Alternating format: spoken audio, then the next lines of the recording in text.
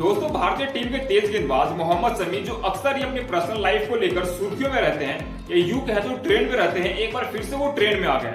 But इस बार मोहम्मद शमी के trend करने की वजह उनकी पर्सनल लाइफ नहीं है, बल्कि उनके बेहद ही करीबी दोस्त उमेश कुमार हैं, जिन्होंने मोहम्मद शमी को लेकर बेहद ही चौंकाने वाले खुलासे किए हैं। दरअसल मोहम्मद शमी के बेहद ही करीबी दोस्त उमेश कुमार ने शुभांकर मिश्रा सर के पॉडकास्ट में जाकर मोहम्मद शमी को लेकर कुछ चौंकाने वाले खुलासे किए हैं। दरअसल मैं अगर आपसे कहूं कि मोहम्मद शमी कुछ साल पहले सुसाइड करने वाले थे और खुद की जान गंवाने वाले थे, तो शायद आपको सुनकर शौक लगेगा और शायद आपको मेरी बातों पर विश्वास भी नहीं होगा। लेकिन उनके बेहद ही करीबी दोस्त उमेश कुमार नाम के एक शख्स ने मोहम्मद शमी के बेहद ही चौंकाने वाले खुलासे किए हैं। उन्होंने बताया कि साल 2019 ये वो साल था जब मोहम्मद शमी खुद को मारने पर तुले हुए थे और वो सुसाइड करने के लिए बेताब थे। दरअसल आप सबको बता दूं कि मोहम्मद शमी और उनकी पत्नी हसीन जहां साल 2014 में शादी के बंधन में बंध गए थे, लेकिन साल 2018 या 19 आते आते ये दोनों एक दूसरे से अलग हो गए,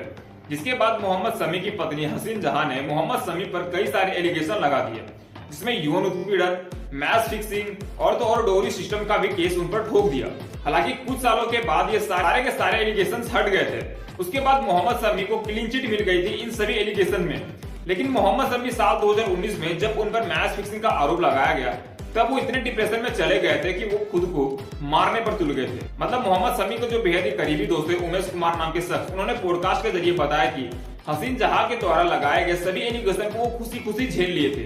लेकिन जब उन पर उनकी पत्नी ने मैच फिक्सिंग का आरोप लगा दिया, वो पाकिस्तान टीम के साथ, तब वो पूरी तरीके से टूट गए थे और वो इतने डिप्रेशन में चले गए थे कि वो खुद की जान गंवाने पर तुले थे। जब मैं और मोहम्मद शमी एक ही होटल में रहा करते थे, तब मोहम्मद शमी के साथ मैंने काफी समय गुजारा था और वहां पे मोहम्मद शमी ने कुछ ऐसी हरकतें करी जिससे साफ साबित हो रहा था कि वो खुद को मारने के लिए तुले हैं। दरअसल उन्होंने बताया कि वो जब होटल में रह रहे थे तो वो 19वीं मंजिल पर रह रहे थे और मोहम्मद शमी वहां से कई बार कूदने की कोशिश करी थी रात को। हालांकि उनके दोस्त जो है उमेश कुमार, उन्होंने कहा कि मैं उस समय समझ गया था कि मोहम्मद शमी बेहद ही क्रिटिकल सिचुएशन से गुजर रहे हैं और उनको उनके परिवार की सख्त जरूरत है, जिसके कारण उन्होंने उनके परिवार सहित सभी को होटल में बुला लिया था। और वो समय मोहम्मद शमी के लिए बेहद ही क्रिटिकल समय था, क्योंकि वो उस समय पूरी तरीके से डिप्रेशन में चले गए थे और उनको वहां से निकालने का सिर्फ एक ही रास्ता था और वो था सुप्रीम कोर्ट, जहां पे केसेस चल रहे थे। अगर वहां से मोहम्मद शमी को क्लीन चिट मिल जाता तो शायद मोहम्मद शमी उस डिप्रेशन से बाहर आ जाते,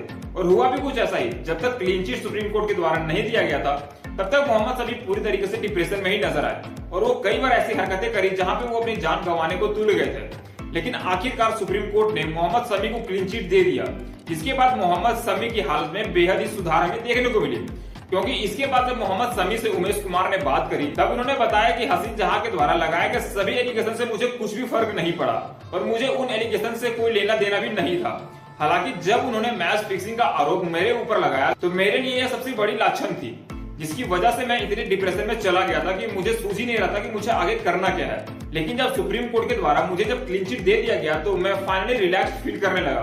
क्योंकि एलिगेशन तो अलग चीज है, लेकिन मैच फिक्सिंग ये एक ऐसा जुर्म है जिसको करने के बाद मैं किसी से भी नजरें नहीं मिला सकता था, और खासकर पाकिस्तान जैसी टीम के साथ। इसीलिए मुझे इसमें निर्दोष साबित करना बेहद ही जरूरी था। और आखिरकार मोहम्मद शमी को वहां पे क्लीन चिट मिलने के बाद मोहम्मद शमी पूरी तरीके से रिलैक्स हो गए और वहां से उन्होंने एक नई लाइफ की शुरुआत करी। दोस्तों, आपको मोहम्मद शमी के बारे में क्या कहना है कमेंट करके जरूर बताएं, और अगर आप मोहम्मद शमी को एक बेहतरीन गेंदबाज मानते हो तो इस वीडियो को लाइक और चैनल को सब्सक्राइब जरूर कीजिएगा। मिलते हैं नेक्स्ट वीडियो में, तब तक के लिए